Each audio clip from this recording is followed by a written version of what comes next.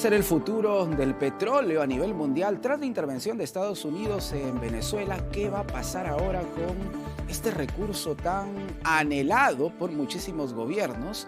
Vamos a tratar de conocerlo aquí en Economía para Todos. Yo soy Jorge Rodríguez. Me acompaña Alonso Macedo, economista del IP, el Instituto Peruano de Economía. Alonso, ¿cómo estás? Bienvenido. Buenas tardes, Jorge.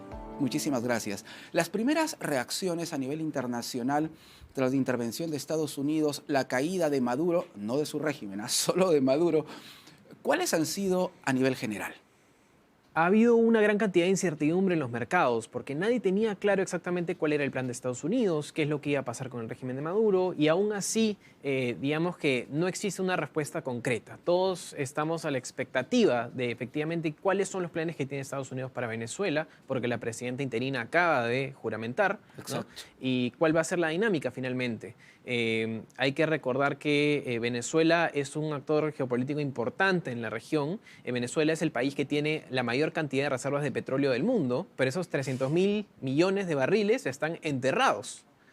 La pregunta es qué tanto puede producir, y la verdad es que Venezuela no produce ni el 1% de la producción mundial de petróleo. Su infraestructura es muy débil, está obsoleta, no está en buenas condiciones por años de corrupción y de negligencias. Entonces, al final, no es un gran jugador en el mercado internacional de petróleo. Su impacto es muy, muy limitado y muy regional.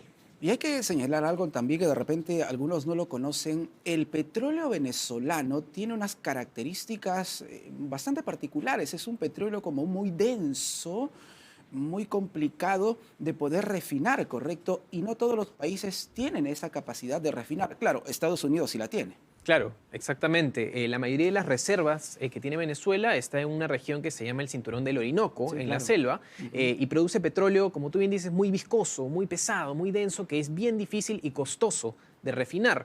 Venezuela obviamente tenía la capacidad en su momento, ya desapareció, digamos, esa infraestructura, pero Estados Unidos, por ejemplo, sí tiene la capacidad de refinar ese petróleo, entonces por eso ahí está, digamos, el interés en las reservas de petróleo venezolanas. Hay otros países que también tienen esa capacidad, por ejemplo, China.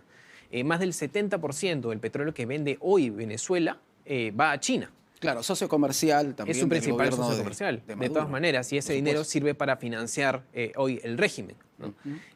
Pero claro, no es un petróleo que pueda ir a todos los países del mundo. Ese punto es importante. Y además, hagamos un poquito de historia, ¿te parece, Alonso? El siglo pasado, tras conocerse la riqueza que tenía Venezuela en su suelo, hablamos del petróleo, fue Estados Unidos el país que más invirtió.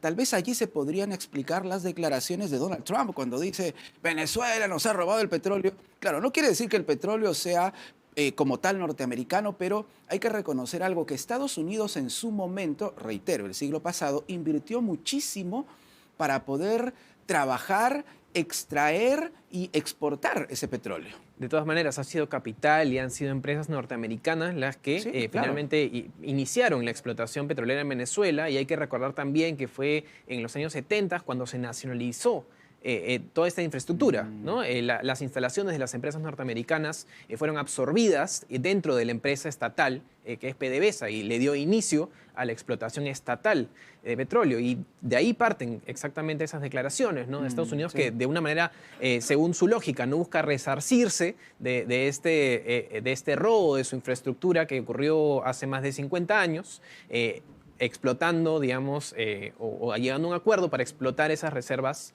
de petróleo en beneficio del mismo Estados Unidos, ¿no? Sigamos hablando un poquito de historia, que la historia es maravillosa realmente, hay que conocerla.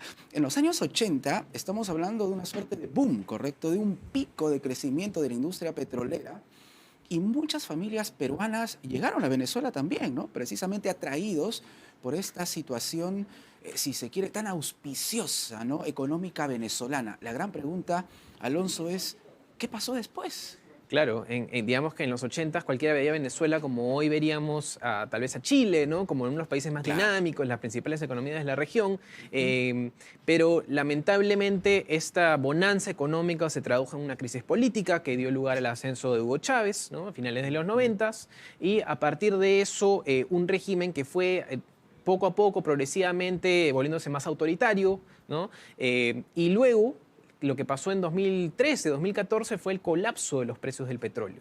Entonces, ahí está. Eso es un punto de exactamente. inflexión, realmente. De ¿no? todas maneras, porque digamos que esta bonanza lo que hacía era enmascarar la cantidad, el gasto que económicamente no era viable, ¿no? El gasto en programas sociales, en subsidios que mantenían, digamos, la popularidad del gobierno de Hugo Chávez. Pero cuando se acabaron esos ingresos fiscales del petróleo, se acabó la posibilidad de financiar ese gasto y ello sumado también a enfrentamientos con Estados Unidos, a sanciones que recibieron de Estados Unidos, finalmente Claro. terminó por colapsar la industria petrolera en Venezuela.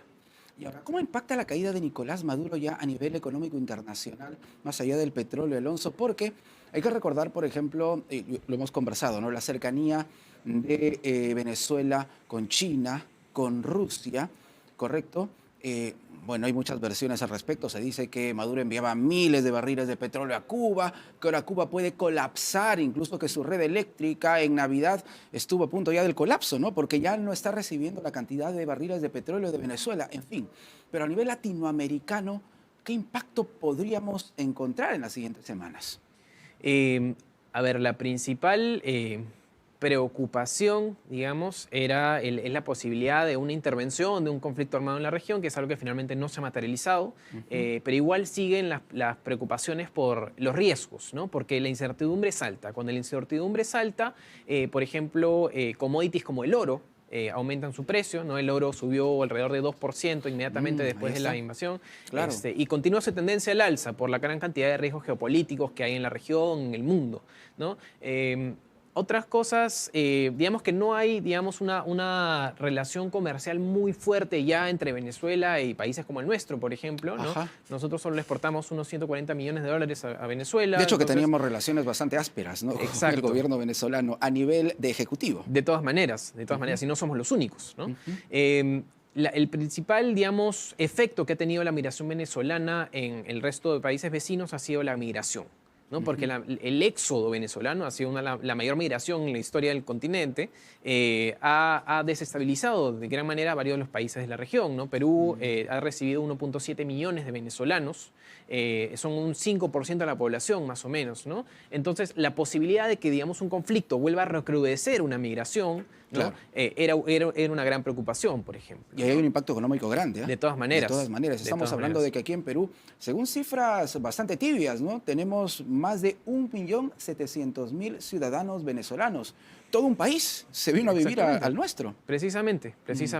Y entonces, igual, la posibilidad de que esta población pueda aumentar es muy baja, ¿no? No vemos, digamos, un conflicto armado que causa Claro. una huida de refugiados, Claro. pero la que pueda decrecer también es muy baja. Recordemos que, por ejemplo, en la época de crisis en Perú, ¿no? Que tuvimos crisis en los 80s, inicio de los 90s, cuando se arregló durante los 90s, no es que los migrantes peruanos regresaron inmediatamente. Claro. Comenzaron claro. a regresar a partir del año 2000, tardó Ese 10 es un años. punto bien importante, Alonso, porque muchas personas, incluyendo ciudadanos venezolanos, que han venido aquí a trabajar, que han hecho ya una familia, de repente hasta tienen estabilidad económica, pensaban, claro, o de repente se imaginaban, ¿no? Cae Maduro, el otro mes estoy regresando a Venezuela y definitivamente esto está bastante complicado.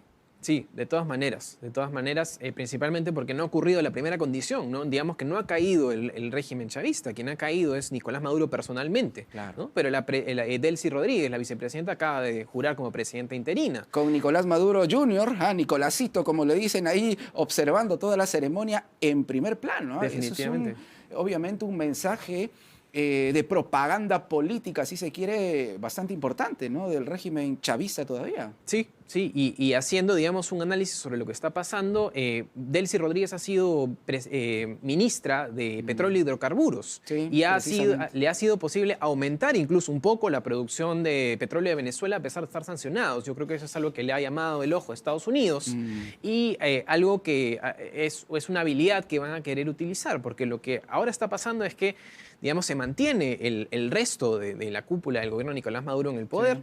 Sí. Estados Unidos tiene el objetivo sobre el que han sido súper honestos, que es quiero aumentar la producción de petróleo y van a tomar las medidas necesarias para lograrlo. Aún así, Claro. no vayan a vaciar el gobierno, digamos, de influencia chavista, ¿no? Alonso, ¿y qué puede pasar con el precio, por ejemplo, de otros productos, ¿no?, bastante importantes. Uno que nos importa mucho, el oro. El oro, como sabemos, el oro en este momento supera los $4.000 por onza. Se señala que podría llegar a los 5.000 a fines de este año. Y eso nos interesa muchísimo porque tiene que ver directamente con la industria extractiva, la minería en el Perú. ¿Puede haber allí algún impacto? Sí, a ver, el oro es un commodity, es un bien que usualmente se percibe como un refugio ante los riesgos. Si es que hay algún conflicto armado, si es que hay alguna tal vez crisis económica, algún indicio, tú huyes hacia el oro porque finalmente es un activo que existe, es un activo físico y es un activo que mantiene su valor en el tiempo. Y lo que hemos visto en los últimos años es que el precio del oro se ha disparado. Se ha disparado por los conflictos geopolíticos, como es el de Venezuela, como es la guerra Ucrania-Rusia. Se ha disparado ante preocupaciones sobre el bienestar económico de Estados Unidos, las principales potencias, las cifras económicas de China. Entonces, ante cualquier clase de incertidumbre, se dispara. Si es que hay algún recrudecimiento, digamos, del enfrentamiento entre Estados Unidos y Venezuela, el oro va a subir de todas maneras, ¿no? Va a continuar subiendo, entonces, hay una posibilidad de eso. Y aún así, si es que no hubiera, el oro igual va a continuar subiendo, ¿no? Sí, una tendencia al alza ya bien establecida desde hace varios años. Y definitivamente, digamos que de una u otra manera, claro, eso impacta sobre los países mineros como el nuestro, ¿no? Sí, claro. Tenemos una cierta producción de oro que también es bastante importante para la canasta agroexportadora y para la canasta exportadora minera, perdón. Y si lo sumamos al precio que continúa subiendo del cobre, por ejemplo, que es nuestro principal metal de exportación, entonces tenemos vientos favorables para el próximo año, digamos. Pero aún así hay un doble filo, ¿no? Porque sí, claro. Está lo otro, que es la minería ilegal. Exacto, crece la minería ilegal. Y ese es un Eso reto. atrae a organizaciones criminales, lamentablemente. Es un reto poder lograr esa estabilidad, poder lograr generar un entorno de seguridad para que la minería dé beneficios y al contrario no nos traiga dolores de cabeza. Oro, cobre y la plata, Alonso. La plata usualmente sigue una tendencia a veces parecida a la del oro, ¿no? El oro ha llegado a precios históricos y la plata también, porque también es un bien sustituto. A veces, si es que tú no puedes comprar oro porque está muy caro, puedes comprar plata. Y para ciertos usos y ciertas inversiones es un sustituto bastante bueno. Entonces se ve muy influenciado también el precio de la plata, también por el precio del oro. Pero es una lógica similar, ¿no? de los riesgos. Claro, vemos las dos caras, ¿no?, del crecimiento del precio de estos commodities o metales que son fundamentales. Podríamos hablar entonces que de una u otra manera el Perú, dentro de este panorama de incertidumbre internacional, podría obtener ciertos beneficios a nivel macroeconómicos. Definitivamente, definitivamente, y eso es lo que estamos viendo. O sea, tenemos un entorno internacional favorable como no hemos visto básicamente nunca. Nunca han estado a este nivel los precios internacionales de los metales. Y es nuestra labor lograr que eso se traduzca en crecimiento económico. ¿Por qué estamos creciendo alrededor de 3%? Cuando en la última época de boom, hace 10, 15 años, crecíamos 7%. Claro, ¿no? la mitad de lo que crecíamos, tú lo has dicho bien, en esa época cuando tenemos todo el escenario, ¿no?, para incluso superar ese nivel. Claro, y eso está relacionado con la institucionalidad, la capacidad para atraer inversiones privadas, domésticas o de afuera, la capacidad para llevar a cabo grandes proyectos, mineros, por ejemplo, pero también del agro, energéticos. Sí, No, claro, hemos perdido un poco esa capacidad y el Perú pierde competitividad debido a eso. Alonso, ¿en qué otros sectores debemos fijarnos a raíz de esta situación en Venezuela y también de la migración, ¿no? Porque me parece importante en este momento analizar, ya varios años después, ¿no?, de la llegada masiva de migrantes venezolanos, ¿correcto? ¿Cuál ha sido el impacto en la economía de nuestro país? Estos 1.7 millones de migrantes venezolanos que hemos recibido es la mayor inmigración que hemos recibido en nuestra historia. Siempre habíamos sido un país exportador de migrantes y desde 2017 nos volvimos un gran importador de migrantes. Siempre hemos migrado como peruanos, pero nunca habíamos recibido tal cantidad de migrantes aquí. Jamás. Jamás. Y eso ha sido un reto para la economía peruana porque la economía no pudo absorber dentro del mercado laboral a todos estos migrantes que llegan, el mercado laboral formal.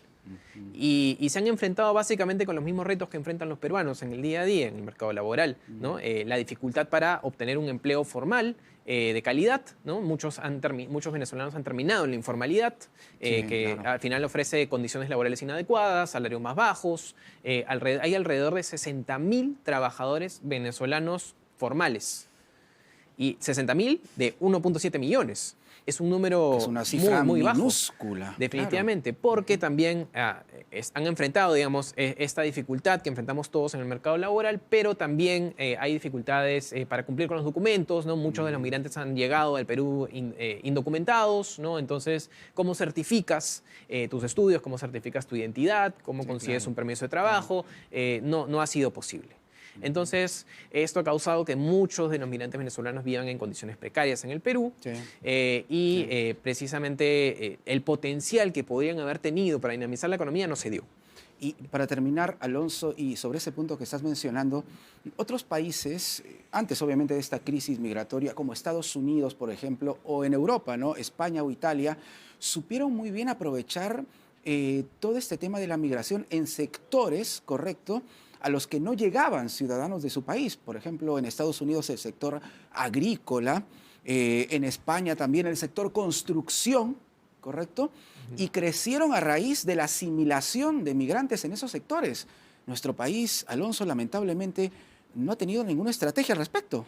De acuerdo, no ha podido, no ha sabido aprovechar esa gran cantidad de mano de obra que entraba al país. Pero eso también parte por la posición en la que estábamos, ¿no? Ya para todos, como mencionaba, el mercado laboral peruano no era óptimo, no era suficientemente dinámico. Por la informalidad. Exacto, y eso se traducía en un nivel de informalidad, en niveles de ingresos que podrían ser más altos. Entonces, estas trabas, digamos, esta falta de dinamismo, esta alta informalidad, esta insuficiencia, digamos, en educación, en capital humano, no ha permitido absorber ni siquiera a todos los peruanos dentro del mercado laboral formal. Menos a los que vienen menos a los países. migrantes, ¿no? Entonces, esa es una tarea pendiente que tenemos desde hace décadas, ¿no? Definitivamente. Incrementar la productividad laboral del país. Y una tarea que deben también tomar en cuenta, ¿no? Ahora los candidatos, ¿no? A la presidencia de la República. Alonso, gracias por estar con nosotros. Un gustazo conversar contigo. Sí, por supuesto, un gusto como siempre. Alonso Macedo, economista de IPEL, Instituto Peruano de Economía, con nosotros aquí en Economía para Todos y en RPP Televisión. Volvemos.